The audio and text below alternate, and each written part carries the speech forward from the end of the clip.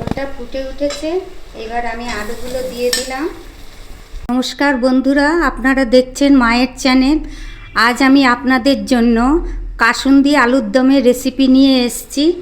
আলুর দম আমরা প্রত্যেকেই ভালোবাসি, বিশেষ করে বাঙালিরা। তাই নানান রকম প্রক্রিয়ায় আমরা আলুর দমটা তৈরি করি।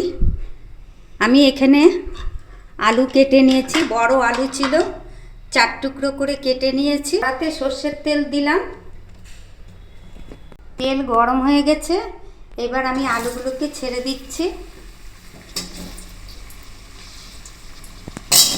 আলু আমি সাতলাতে দিয়েছি। এরপর আমি টমেটো একটা কেটে নিয়েছি, আর কিছুটা কাজু ভিজিয়ে রেখেছি। এর একটু পেস্ট বানিয়ে নেব।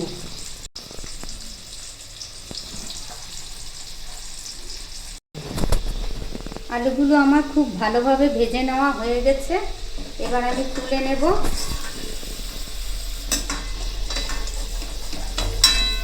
আর ওই একই তেলে পেঁয়াজ কুচিয়ে রেখেছি, 2খানা পেঁয়াজ কুচিয়েছি, পেঁয়াজটা দিয়ে দিলাম। পেঁয়াজটা সোনালি হওয়া অবধি ভাজতে লাগবে, যতক্ষণ সোনালি না হচ্ছে। পেঁয়াজের কালারটা দেখুন সোনালি হয়ে গেছে। এরপরে আমি যে টমেটো আর কাজু বেটে রেখেছিলাম সেটা দিয়ে দিলাম। টমেটোর গন্ধটা যতক্ষণ না যাচ্ছে ততক্ষণ ভালোভাবে নাড়াতে লাগবে। টমেটোর গন্ধটা পুরোপুরি চলে গেছে, আর দেখুন তেলটাও ছেড়ে দিয়েছে। এরপরে আমি দেব আদা রসুন বাটা। এটা দিয়ে 2 মিনিট একটু ভালো করে নাড়িয়ে নিতে লাগবে। 1 চামচ কাঁচা লঙ্কা বাটা, 1/2 চামচ জিরের গুঁড়ো, 1 চামচ ধনের গুঁড়ো। এগুলো সব ভালোভাবে একটু নাড়িয়ে নেব।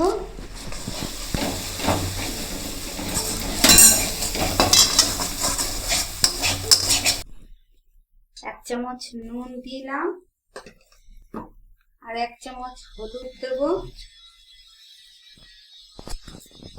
কিছু দেওয়ার পর 2 মিনিট আমি খুব ভালোভাবে নাড়িয়ে নিয়েছি।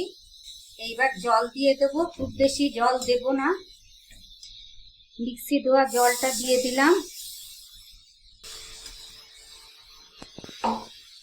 জলটা ফুটে উঠেছে, এবার আমি আলুগুলো দিয়ে দিলাম।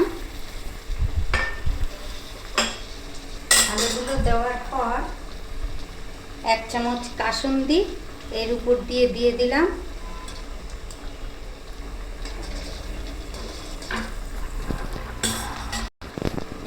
কম সময়ের মধ্যে অতি সহজেই কাসুন্দি আলুর দম বানিয়ে নিতে পারবেন বাড়িতে।